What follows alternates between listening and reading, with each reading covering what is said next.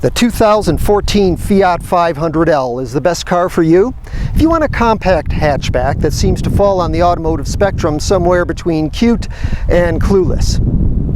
This is Fiat's idea of leveraging the iconic appeal of the tiny 500 two-door hatchback with a larger 5-passenger four-door wagon.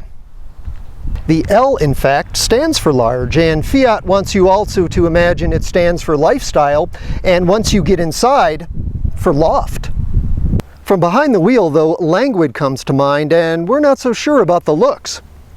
I'm Chuck Giametta. Join me for a car preview video review of the 2014 Fiat 500L. The L is Fiat's second American model since the Italian automaker re-entered the U.S. market in 2011 as Chrysler's new parent company. Despite its name and styling cues, the L is not an enlarged 500 coupe. It's a totally different vehicle, longer than the little two-door by more than 2 feet and taller and wider by 6 inches. Competition includes the Kia Soul and the Mini Countryman. The front-end styling that gives the regular 500 character, Fiat calls it the whiskers and logo face, looks a little cartoonish at these dimensions, but the 500L's size does have advantages. The instrument panel layout is borrowed from the 500 coupe, but the L has 42% more interior space, with no less than 10 side windows and an optional panoramic glass sunroof for a real greenhouse effect. The front seats are spacious, but the driving position is awkward, and you kind of perch on these tall front seats rather than feeling nestled in them. There's good rear legroom, and the back bench slides to create even more, but again you're sitting on a very high seat with little contour or support. And if you're taller than 5'7" or so, you're going to be squeezed for headroom.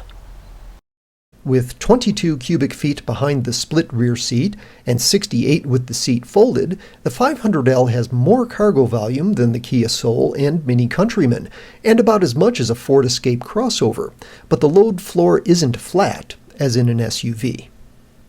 Fiat says Italian fashion experts oversaw the 500L's cabin materials and colors.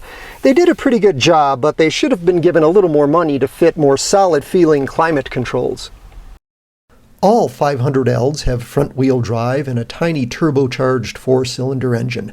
Thankfully, it's the overachiever from the 500 Abarth model, with 160 horsepower and enough torque for decent mid-range and highway passing power. Italian suspension experts deserve praise for a wonderfully composed ride, faithful steering, and a sense of confidence in turns, despite more body lean than you might find comfortable. Undermining all of this is what Fiat calls its Euro twin-clutch transmission. It's meant to act like a 6-speed automatic, but it's just awful, with painfully slow pickup off the line and sloppy gear changes even in manual mode. A real manual transmission is available and a real automatic is on the way, but for now most 500L buyers will suffer with that Euro twin-clutch.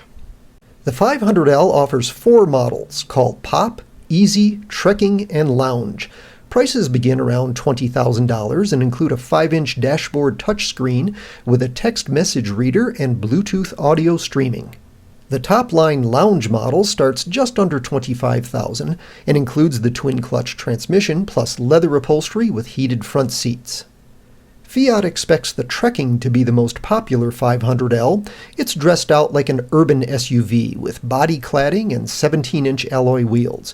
It starts at $22,000 and, as in the Pop and Easy models, the twin-clutch transmission is a $1,350 option. We're sure the 500L fits some lifestyles, though we wouldn't presume to say yours was among them. To us, this little piazza on wheels needs a bit more Italian chic and a little less Johnny Cab from the first Total Recall. For more on cars, trucks, and SUVs, go to CarPreview.com.